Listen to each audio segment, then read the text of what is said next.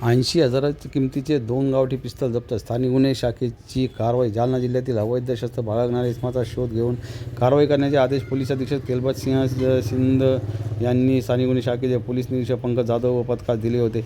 Police निरीक्षक पंकज जाधव, स्थानिक गुन्हे शाखा जालना यांनी स्थानिक गुन्हे शाखे पथक तयार करून कारवाई करण्याबाबतचे मार्गदर्शन केले.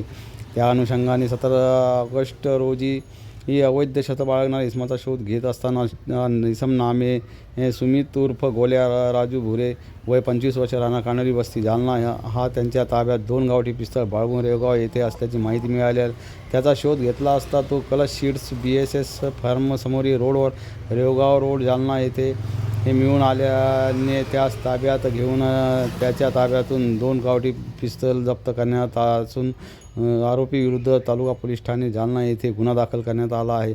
आरोपी सुमित उर्फ गोल्या राजू भुरे वय 25 वर्ष, राहणार कानडी वस्ती जालना याच्याकडून 80,000 रुपये किमतीचे 2 गावठी बनावट पिस्तळ मिळून आले आहे.